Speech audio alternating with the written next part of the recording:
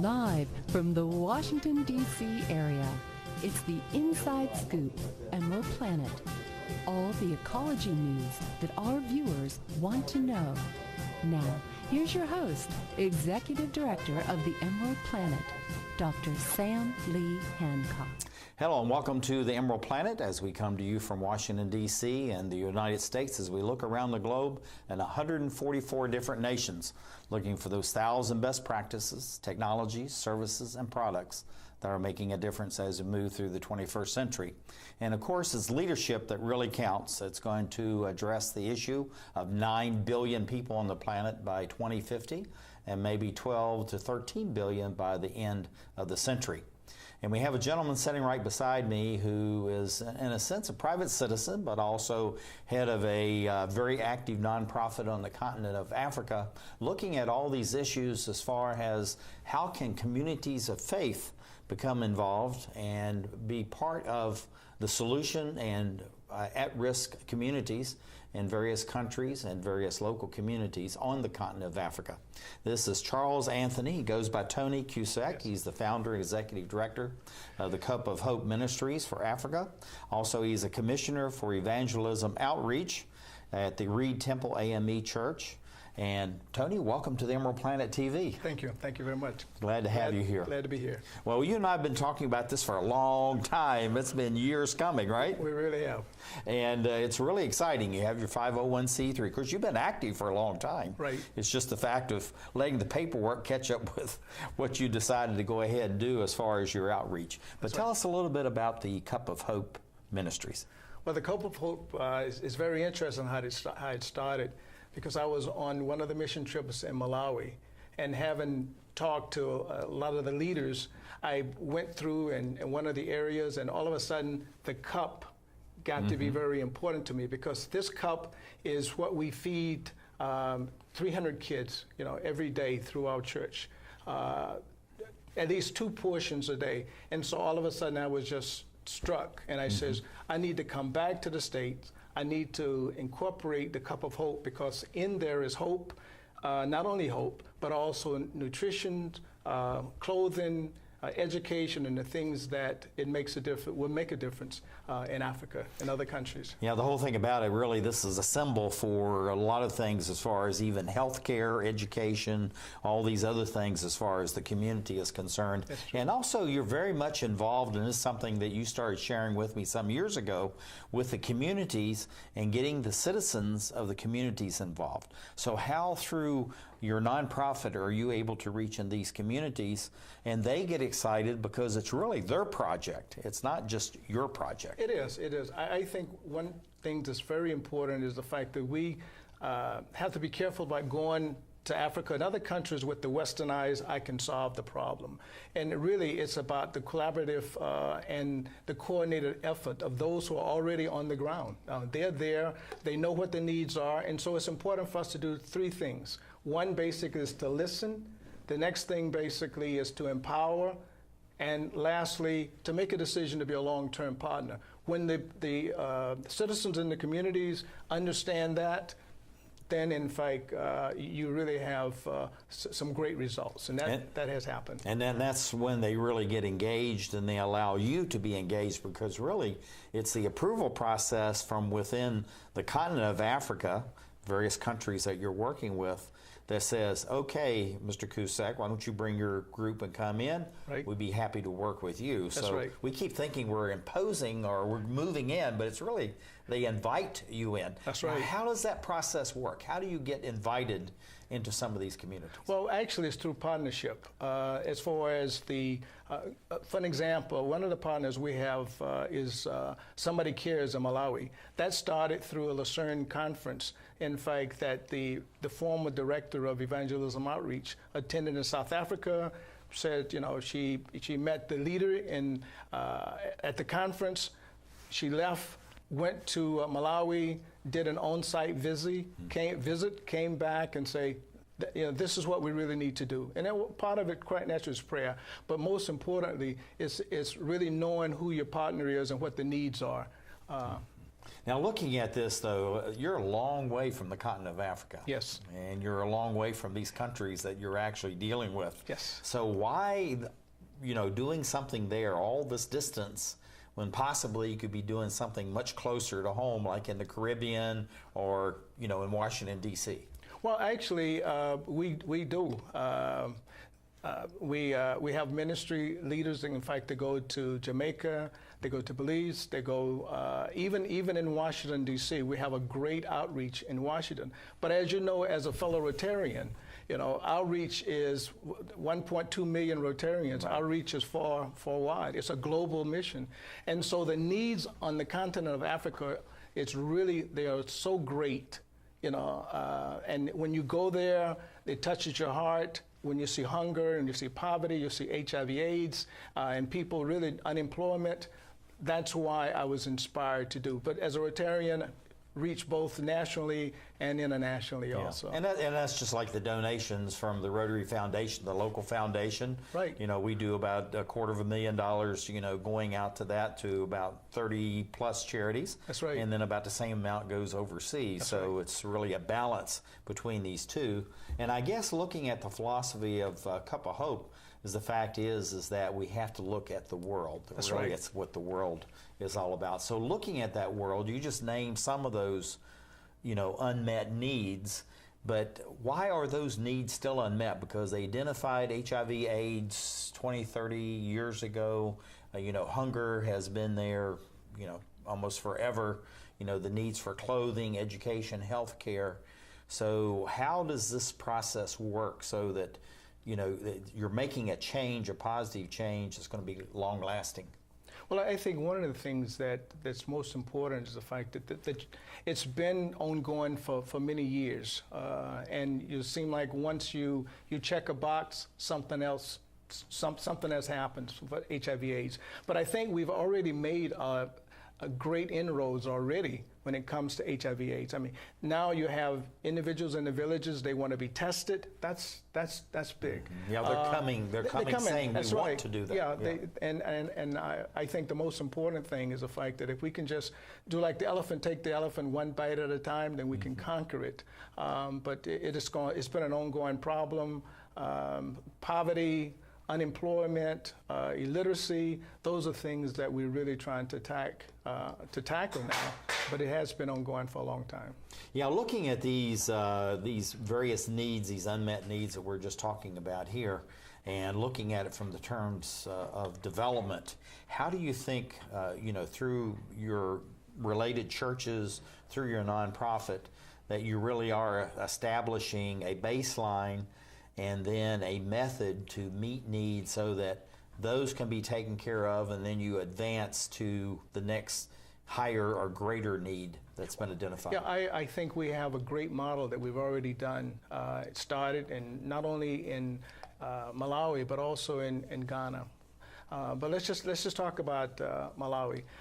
We adopt one village. Talking about the village, raise the kid. We adopted one village in Malawi, and when it came to food for the orphans, we had hundreds of kids were dying, no food. Now we feed 300 kids throughout church. We feed 300 kids every day with a cup of meal, and so that's one. The other basis, so we can see the results of it when it comes to the planting of crops. We now have the widows and the young ladies, young women. They're out, they're growing the crops, they're understanding more about agriculture, making a big difference. And so when you look at how you measure that, we now have built a community center also. We call it the Mecca. It's the place where, in fact, everyone can go. If you have HIV/AIDS, you can come there. If you have problems, you can come to that center and get support, food and etc. So I think that we're just building the block one at a time, but we can see the results that's already been taking place in that one village. Not even considering when you also consider Ghana. Teachers used to have to walk an hour and a half through bad weather, rain, and even through the river in order to try to get to teach the students. Now we built a facility within the village so that the teachers can be right there and won't have to have any problems. So small but in fact, most significant changes. So looking at this small versus, the macro level, you think of the World Bank, the International Monetary Fund, Right. United States Agency for International Development, hundreds of millions of dollars, billions of dollars being spent to get at this, but yet we still have these. Looking at, from the standpoint of, a church, a nonprofit, and of course there's thousands, Tony Cusacks out there, Right, working on the continent and all across the globe. Right. Do you really think that's probably the method that we should be using as we go towards 2050? And if yes, why do you think that? Good question. I think that many hands make little work, and I think that the passion or the compassion that so many people have for those who are hungry, for those who in fact are, I call it the poor and the oppressed, I think it'll take the whole, a lot of people doing that. And so I think we have, you have big organizations, World Bank, you have some of the much larger nonprofit organizations. You can send money, you can send supplies, you can send resources there, but it takes individuals like myself and millions of others to be on the ground, making sure that we have that one-on-one relationship and connection. So what I think what you're saying is, Tony, then it's those personal relationships. If we want to move people forward, as we go towards 2050 and have a real model for development that makes sense, that's resilient, that's sustainable, that is meeting, known needs and possibly many unknown needs, is that you really have to have those personal relationships. Right. And so through the Cup of Hope then, what other kinds of things do you do that actually fosters those? Well, we're just about running out of time. We've got about 1 minute. So one is that, and then secondly, what do you see for the growth and development of Cup of Hope over the next 5, 10, 15 years? We've got to be quick. Well, let's take the last one. I think I see the Cup of Hope in the next 5 to 10 years being a major player as far as a nonprofit organization, not only in Africa but in other parts of the world, also stateside.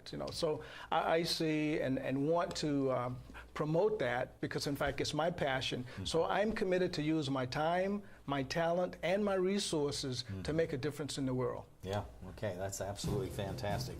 Well, this is Charles Anthony Tony Cusack. He is the founder and executive director of Cup of Hope Ministries, Africa.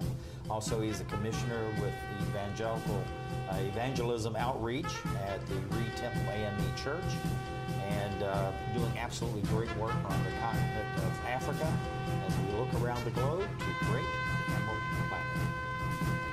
Saving for retirement might be easy for some folk, but for others, it might take a little more work. And for those who haven't started, there are still things you can do to catch up. Oh, that is good news. Like getting out from underneath past debt. And don't get wrapped up with high-interest credit cards. Get you some eyes.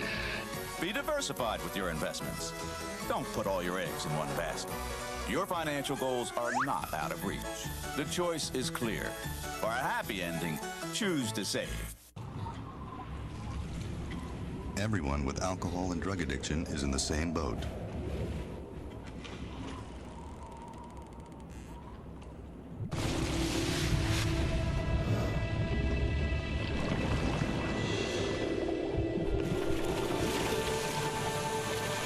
With treatment, you can find solid ground. For drug and alcohol information and treatment referral for you or someone you know, call 1-800-662-HELP.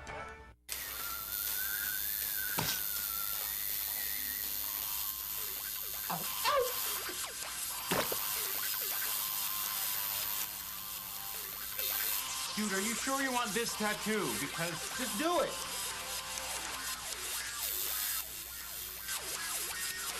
Some mistakes in life are permanent. Like hearing loss. To learn how to protect your hearing, visit asha.org.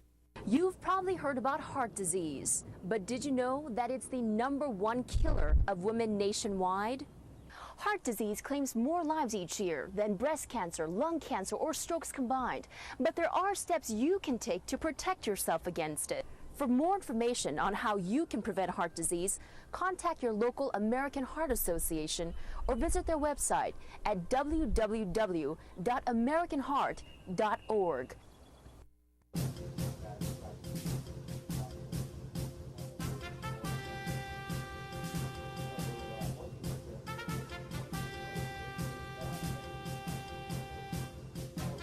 We're back to the Inside Scoop Emerald Planet. Here again, your host, Dr. Sam. Hello, I'm Dr. Sam Hancock, coming to you live from Washington, D.C. in the United States as we look around the globe for those 1,000 best practices, technologies, services, and products that are making a difference as we move through the 21st century. And of course, we're looking for the leadership and the human talent is going to make a difference as we add 2 billion new people to the planet by 2050, and maybe almost double the numbers of people here in that same period of time by the end of the century, maybe 12 to 13 billion people. So it's a lot of people to take care of, to provide the basic infrastructure as well as the food, the fuel, the fiber, everything that's needed. And we have a gentleman sitting right beside me who represents a very active congregation in Washington, D.C. and the National Capital Region, as we call it, of the United States. This is Charles Anthony, goes by Tony Cusack, good friend of mine and Rotarian. He's the founder, executive director of what's called the Cup of Hope Ministries. Also, he is a commissioner for Evangelism Outreach for the Reid Temple AME Church. And this is all really about why the faith organizations really should be involved in development. So tell us about the church, Reid Temple AME Church, the AME first, because a lot of people around the globe won't know what that actually stands for or what it means. And then why the church getting involved in development all the way in the continent of Africa? Well, actually, the Reid Temple is African Methodist Episcopal Church. So that it had its roots, if you can say, as far as Africa is concerned. Right. So it would make sense basically for us to be on that continent, providing support to those who are in need. Mm-hmm.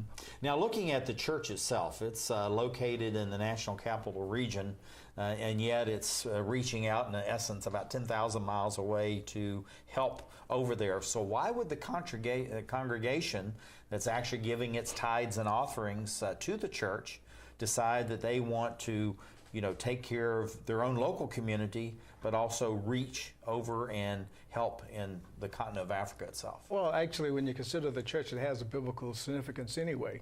You're talking about not only those who are local within the National Capital Region, or those in throughout the states, but also we're talking about the most important for those who in fact are oppressed and those who in fact are poor. And especially when you're talking about widows and orphans. So it has that biblical significance. And that's why we at Reid Temple AME Church says, it's important for evangelism, or for us to evangelize the world through, or empower the world also. Now, something we don't really think about, and you brought it up, and I'm glad you did that, as far as the widows and the orphans. Right. Now, there's millions across the continent of Africa, and that's literally almost growing day by day because of all the internal strife that's going on, both on the continent and then between nation states. Right. So why widows and orphans as a particular focus as far as Reid Church is concerned? Well, I think one of the things, the widows and orphans are the basic foundations for the community, within the communities, and in fact for future growth. Of the community. Widows basically are those who in fact have been disenfranchised based on many reasons and many levels. And so those are the ones who are kind of left behind. And same thing for the orphans. They're left behind. And so what we are as a church organization, we are ones to help those who are left behind, if you will, or the less fortunate ones. And the widows are that. But we want to empower them. We want to educate, we want to empower, and we want to enrich them. So in fact, because they've become the sustaining individuals within the community to keep the community together. One of the things I find very interesting about all this, and this is based on our conversation, but I've been involved, looking at and being involved with many mission work all over the globe, actually. Right. And you have these disenfranchised in one sense, but in the other sense, they're getting a international focus. Not only just resources, but also the English language and all these other kinds of things, which really, if you look at the established, some of the elites in the community, you have these that are the disenfranchised leaping beyond them because of the English language skills, education, technical training, and these kinds of things. So looking at what you're doing as far as Reid Temple AME Church, how are you combining all this as a package to take into these communities, these various local communities in Africa? Well, I think one of the things, and it's important, is the fact to have that personal relationship and listen to the needs of those who are already on the ground. I'm talking about the NGOs and the organizational leaders there. And so what we do, we could always do the Western package. Okay, here's, let's do this and let's overlay it. It doesn't work in Africa.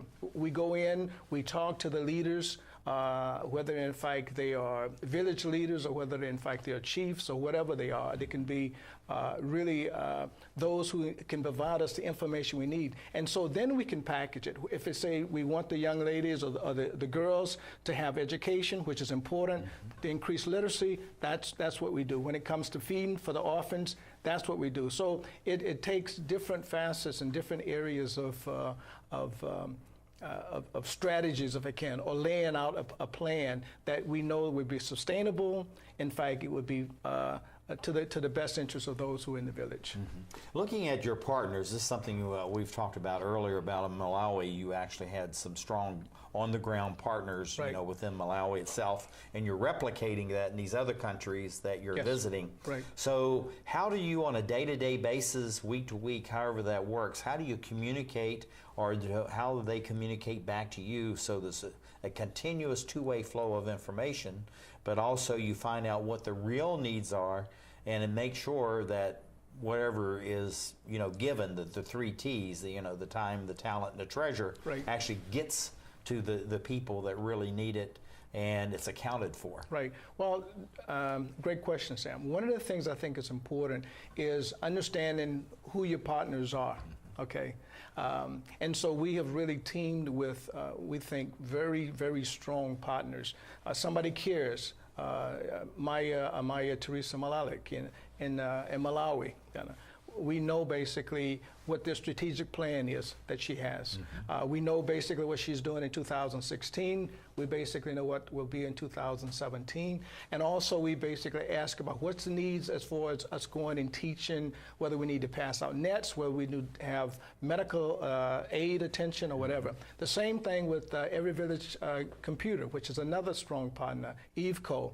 And what Seth does, Seth Owazu, he basically has computers, and he basically bring computers into the villages, and he sets them up and train the students.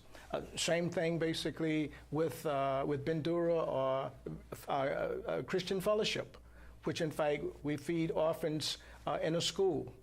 We provide motorcycles for ministers. I mean, so when you look at the strategic plans of each one, when we basically create our church or evangelism outreach, a strategic plan, it includes their plans also, at least 2 years out is what we're trying to do. And so the whole thing then, Tony, is teaching the people within your own church family, and then the people from those communities there, so that you're actually meshing what the needs are as far as what's been identified, but also then the delivery mechanism. So in that doing, do you have people that are going back and forth from the church into Africa, and then you have African leaders coming to the National Capital Region, so you have this two-way flow? How does that actually work, and how much time does one group spend in the other community, so they're not only just learning about the skills, but also the culture, the language, the social dynamic of these areas? How does all that work out? Great question. I'm a living testimony of that.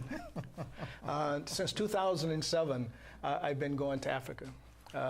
My first trip was to Zimbabwe, Bendura. And there we ministered. We went to the schools and worked in the schools and etc. Same thing for Ghana. You know, I've walked through water and you know, hopefully there was no snakes and crocodiles, alligators, and crocodiles, I would guess. But I've walked through that, so I've had that personal experience. The same thing for Malawi. And so we do have groups could be 2, it could be 5, could be 6, could be more, going back and forth to different countries and you know, sharing their experiences and really trying to emphasize about, again, the eradication of illiteracy, and also basically to empower the communities. Same thing when they come here, and you'll have a guest, you know, on soon, who in fact is a partner of ours with Pace Ministries, you know, and so that's they come, they talk, they deliver, they provide their message to us, and you know, we corroborate and coordinate, if you will, and we make things work. Now, looking at that, this is something for the members of the Reid Temple AME Church. Is that what's the benefit to them? What are they getting out of that, to have this type of relationship? You know, they're giving time, their talent, the treasure, the money that goes into this whole thing.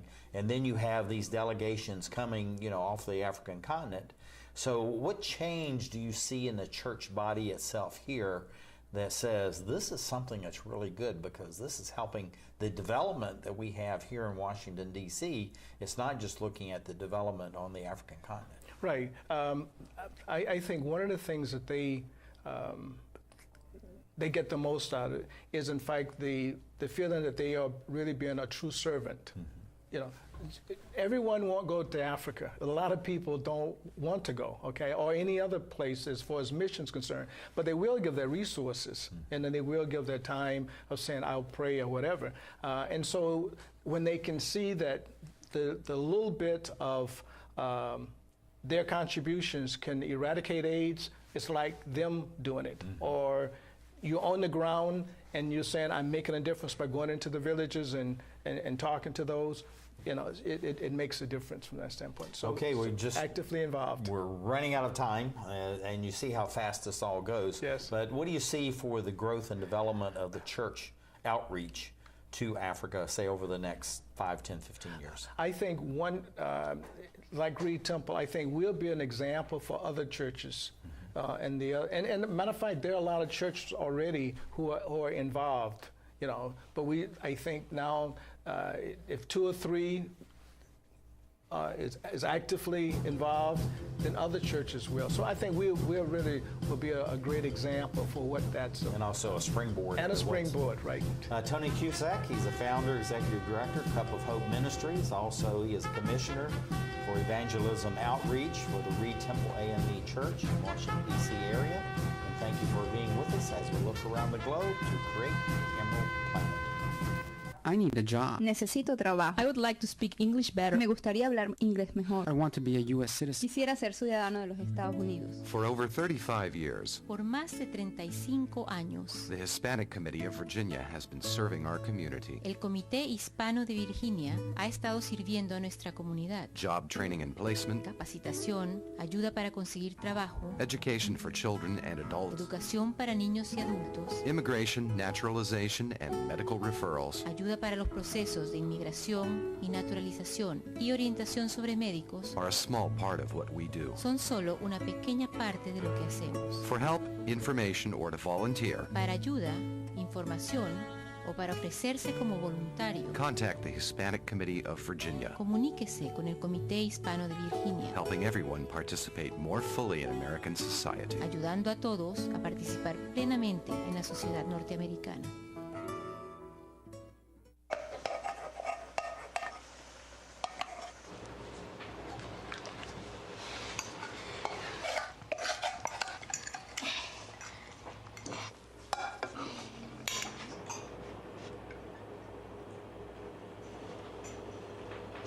Hey, Lena, where's yours?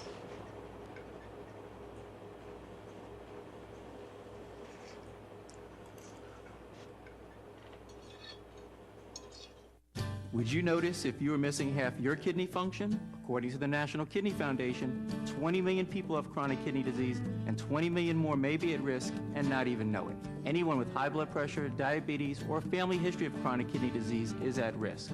Early diagnosis is vitally important. To get the whole story, talk to your doctor and visit the National Kidney Foundation at kidney.org or call for a free brochure. Because when it comes to chronic kidney disease, you might not know the half.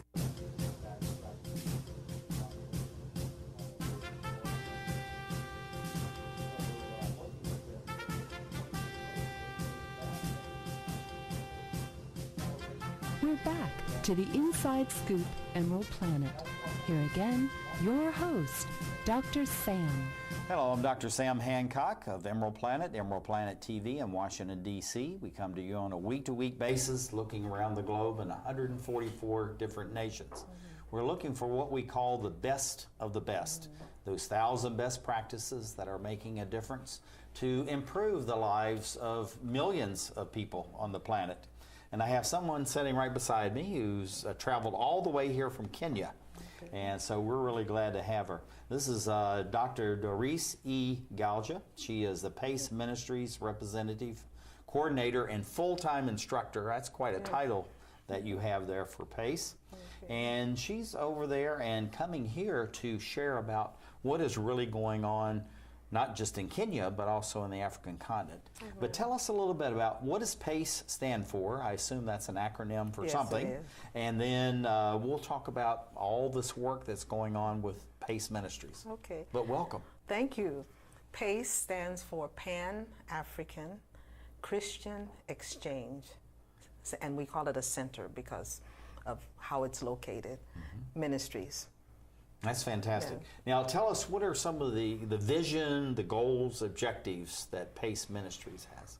Okay. PACE was started by a Kenyan by the name of Washira Kamau, and his vision was to bring to his people the development that he saw when he was a student here in the U.S. And he was a student as a minister, a seminary student. But he saw through churches in the States that were involved in community development. So he brought back to this small little village in central Kenya the idea of reaching the community, that the church needs to go outside of its walls and be a force within the community. So education became the flagship, along with medical, being able to address medical needs. I tell you, I think it's really fantastic, and many people, I mean, if you're in the faith community, whether, you know, it's Christian faith, Muslim, Buddhist, Aliyah, you know, all these various religions, understands the core value of that and how you really are to reach out to the less fortunate around the globe. And then you have the broader community that really doesn't know much at all about how the communities of faith really reach into these communities.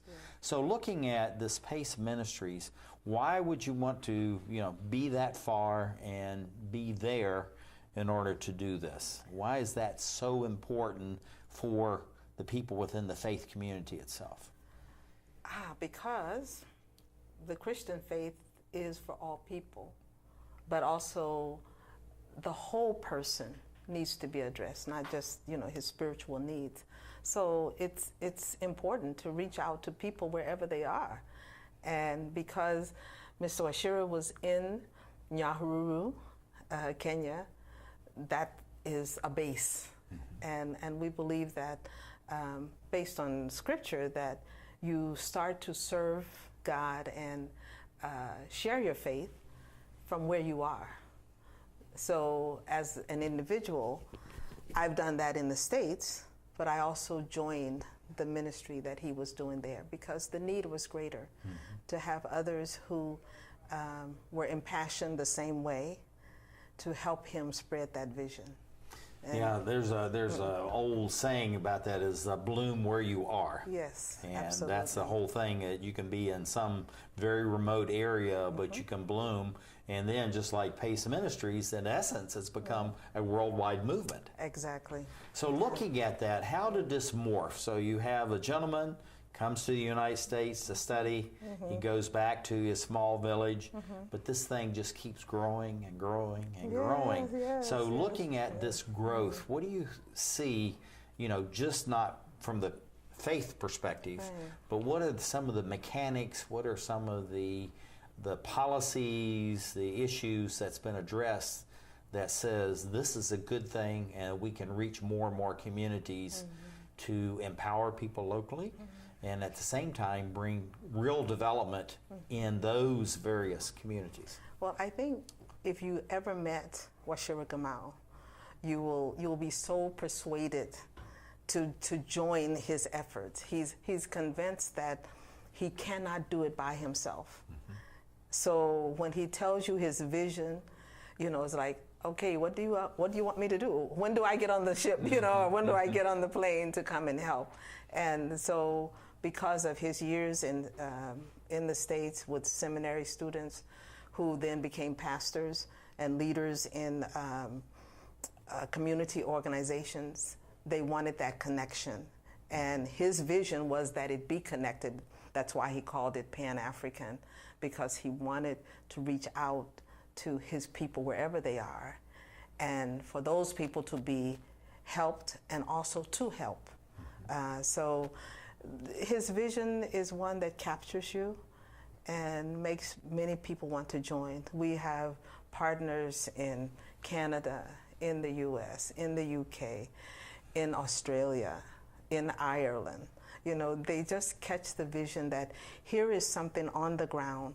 A person is there effectuating, if that's a word, the dream that he has. And Kenyan children and people of the community are being helped.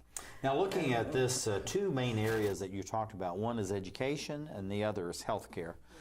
Can you be a little more specific about the education aspect of them? And then once we finish that is about healthcare and how this is actually serving the people both from, whatever it is, literacy, vocational, all the way to dental, various kinds of health things. Well, education is our flagship. So Mr. Washira started initially with a vocational school, because in Kenya we have many young people who finish school or maybe don't finish school, but they need skills that will help them to help themselves, to be self-employed. But as more and more of the vocational schools began to pop up in our area, we saw that in the immediate community, there was the need for good foundation in education. So he started— This is the basic skills you're talking about. But not just that, with life, that children who are going to be educated need a good foundation. So he started with nursery school. And every year you add another class. So if you have nursery, we call it top class. Then the next year, and that will be like our kindergarten, then the next year is your first grade. So each year he kept adding on to his educational vision. Today, we will have our third high school graduation after having added a different grade every year. So now we have graduated 2 full classes out of high school, and they've gone on out into the world, and we have a senior class this year. But not only did he see the need to address the children of the community, but he also saw that leaders of the community need to be educated to be community sensitive. So he started a Bible school so that the church leaders can have the kind of vision that he had, to do more than just stand in the pulpit on Sunday and whatever else your church denomination, instructs you to do. But you need to be a force in the community. So he started the Bible school. And actually my official title is I'm the head of the Bible school. Yeah. You have enough titles. I mean, you have. It sounds like you have about 3 or 4 full-time jobs that you're doing simultaneously. But that's the way it usually is. People have the vision, they have the energy, and it just somehow you have that innate resource that helps you to do all these things. Looking at healthcare, how is that being manifested in these communities? I'll just tell you a brief little thing about Mr. Oshira. He told me that when he was in the States and his wife had a baby, he was treated like a queen, like a king. Mm-hmm. And the pampering that he received in the hospital was totally was an anomaly to him. Mm-hmm. He wanted the people of his country, the women of his country, and the fathers to have that experience of good health care, good prenatal care, and a facility that will foster wholeness in birthing and bringing children into the world. So his vision, although that part is not totally fulfilled, but to get to the place where he wants to be, he started with a small medical clinic. And we have used local doctors to meet the immediate needs, first urgent care kind of thing, and then a dental office. And we've been able to find dentists within the country who were able to come and set up their office within our compound. That's kind of a revolving door, though, because medical people come and go because there's always greener pastures. But right now, that has been a part of his vision and still is. And we're looking forward to expanding that. Well, it sounds like you've actually been able to work this very nicely by having all these multitudes of people that want to volunteer. They give whatever it is they can at the time.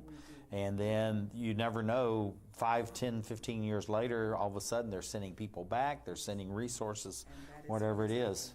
And you just have to say praise the Lord and keep doing all that. But looking at, and we're about out of time, so we have about a minute. Looking at that, how do you see this evolving? We're looking right now at the global aspects of this. We're going to get into the local community in a minute. But the global aspects, what do you see for the growth of this? And we have about I think 50 seconds. we must collaborate with the government because for medical care, that has to be regulated. And so even faith-based organization must be in tune with what the government allows and then try to do it better. Mm-hmm. And I think that's where we're going. Is the same for education as it is for healthcare? Absolutely. Yeah. So you have these two going in tandem, healthcare and education, you feel like is some of the bedrock of what's going on. To meet the basic needs of any community. They have to be healthy, which that also involves agriculture, but then they also have to be educated so that they are relevant in this time. Yeah, this is one of the things that in many of these old colonial educational systems, you went to school, get your degree so you didn't have to work. And it's a very different philosophy today as when you go to school in order to learn how to work. This is Dr. Dorris Ngaujah, Pace Ministries, here from Kenya. Thank you for coming all that distance to be with us as we create the Emerald Planet. I helped turn my child's public school into a whole new kind of school. One with a curriculum that really motivates kids. One that has extended hours, 6 days a week, year-round. With loads of academic, cultural, and recreational activities. One that has support services like medical and dental right there.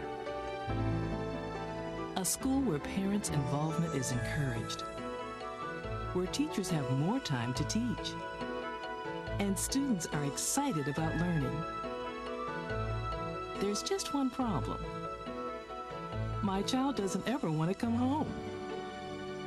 You can help turn your school into a community school for excellence. Find out how. Call 1-877-LOVE-TO-LEARN. It's coming right to your neighborhood. And when it does, You may be surprised. It's your Social Security statement of your benefits, and it's going to help you plan your financial future. Your benefit statement will tell you how much Social Security you're eligible to receive and when you'll get it. Then you'll know how much you need to save for retirement, because that's coming too. The future is in your hands. Choose to save. The toxic fumes from this meth lab are seeping into Jamie's sinus cavity. Ammonia vapors invade her throat. Toxic gases fill her lungs. Jamie's body is deteriorating. And she doesn't even know it. Jamie, dinner. So, who has the drug problem now? Find out how meth affects you at drugfree.org/.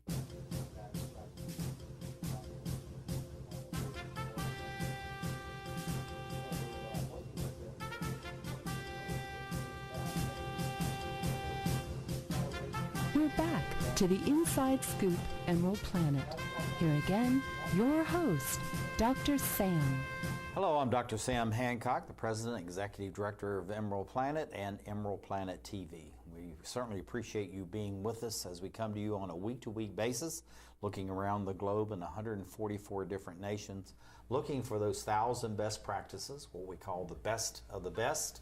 And these are technologies, services, products, but also people that are actually providing the leadership to make things happen in local communities. And we have someone that really gets the longest travel award for tonight, all the way from Kenya. This is Dr. Dorris Ngaujah. She's of PACE Ministries, a representative coordinator and full-time instructor. And with PACE and also with their Bible school that she has there. But they're really the focus of all this, and welcome. Thank you so much. Glad to have you here all the way from Kenya. But at the same time, focusing on empowering women and youth. I think that's really laudable. Tell us a little bit about women and youth. Why that focus? And what is and really the real question of this, what is that very special role that women play not only in Kenyan society, where you are, but really the African continent, because it is special? Well, the women in any society, I think, is the backbone of the society. They nurture and bring the children into the world, and they are the first educators of children. But in some cultures, the role of the woman is not elevated. It's delimited, and so many of our children or our women have not been educated as girls, and so consequently in the 21st century they are not empowered to participate in it. And so I think overall we need to help our women to come into their own.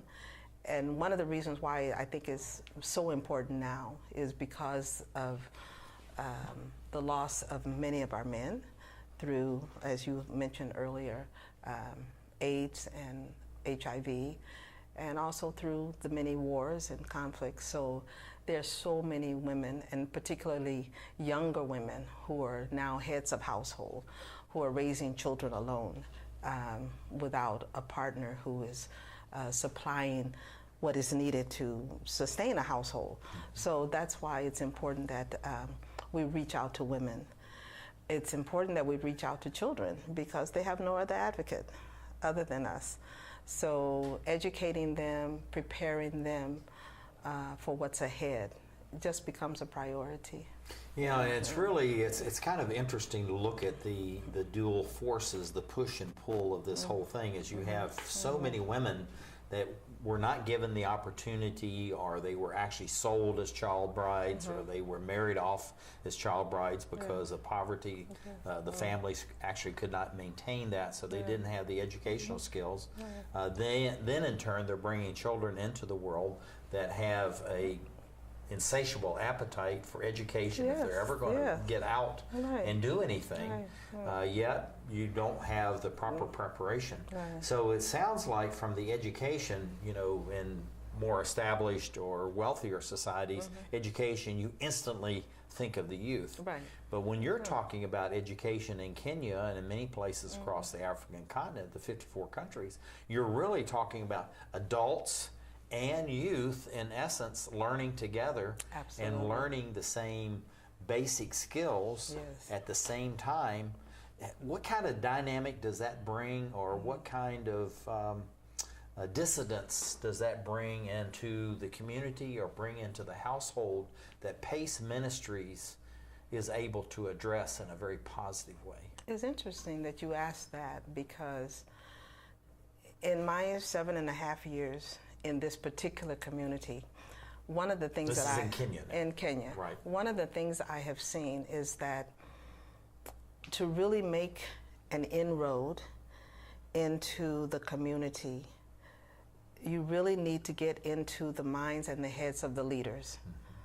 And I have found that even through our Bible college, that when you can have an older gentleman who is a leader in his home, in his community, if he's convinced of the need to educate, you know, whether it's the babies or whether it's the girls or whether it's a special, you know, youth, because we have many like young men who didn't finish school, but they're 19, 20 years old, and they need something to do.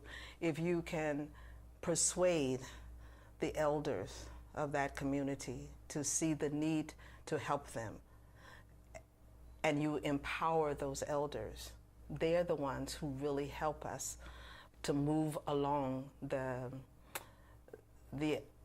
opportunities that we like to create for them. So through PACE, we, you know, having the several schools, we're trying to reach all aspects of the community so that all is empowered.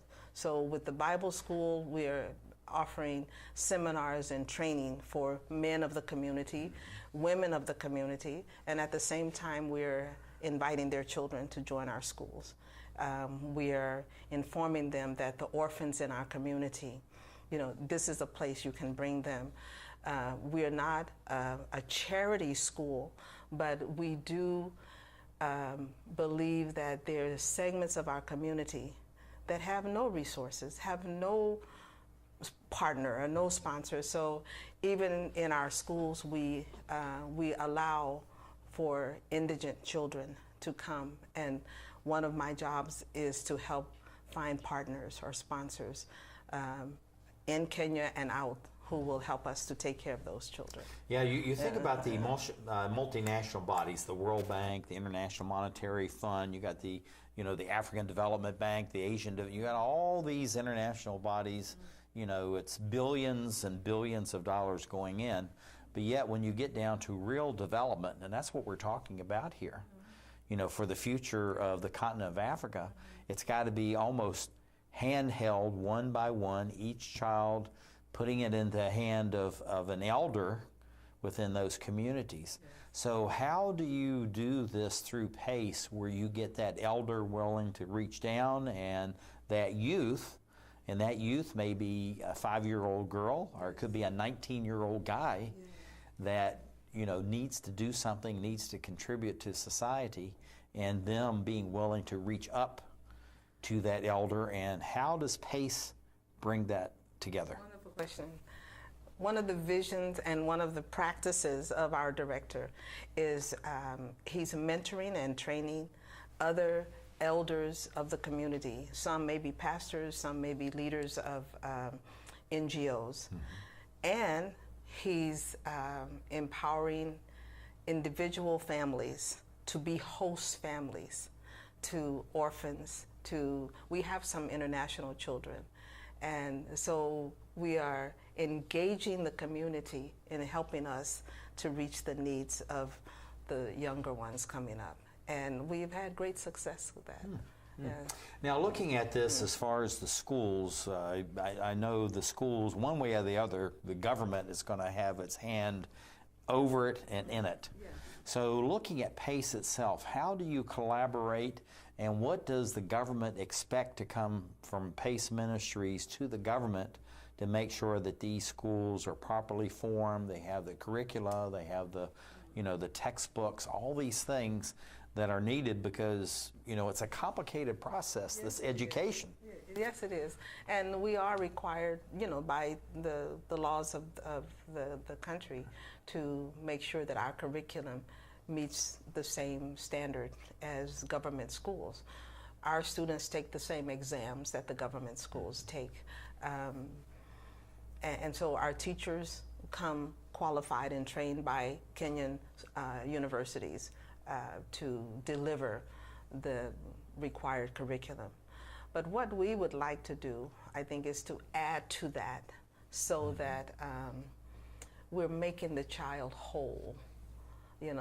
That's what we're working on now, is integrating such things as skills, life skills, and vocational training. Yes, so that when a child graduates from our high school, he has more than just passed the national exam, with book learning, that much of which is memorized, but that he actually has something that he can offer the world, skills of his hands or of his mind or talent that God has given him. So you have this, you're running in parallel, the theoretical and the very practical, both of those. Yeah. Looking at the future, and we're down to about 2 minutes, but as far as the looking at the curricula, many times, again, we've talked about before, is where the curricula you go through is really so you get a white-collar job, you go to an office somewhere, and you may or may not actually be contributing to society, but you do have a paycheck.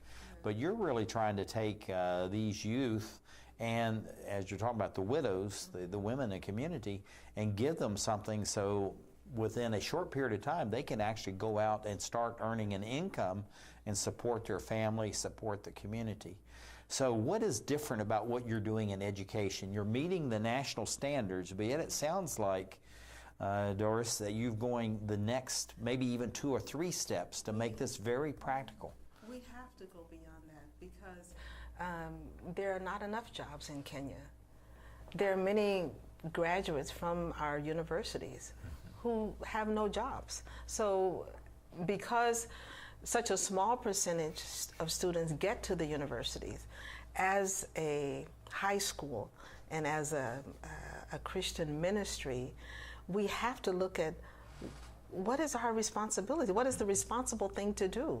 And so it's only of late that we have now said, oh, wow, we have 2 graduations already. We have a 3rd one coming up. What have we really prepared those students to do who will probably never go to university? That's a fantastic. Let's leave that right there, because the last question, about 20 seconds, what do you see for the growth and development of PACE for the next 5, 10, 15 years? We've got to be quick.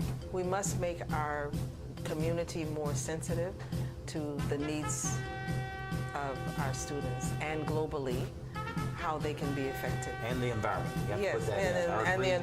Yeah, that was what I was trying to get out. This is Dr. Dorris E. Ngaujah, PACE Ministries Representative, Coordinator, full-time faculty member. And thank you for being with us and coming all the way from Kenya to be on Emerald Planet TV. We really appreciate you. And we're glad to have you. And we reach out to Kenya as a great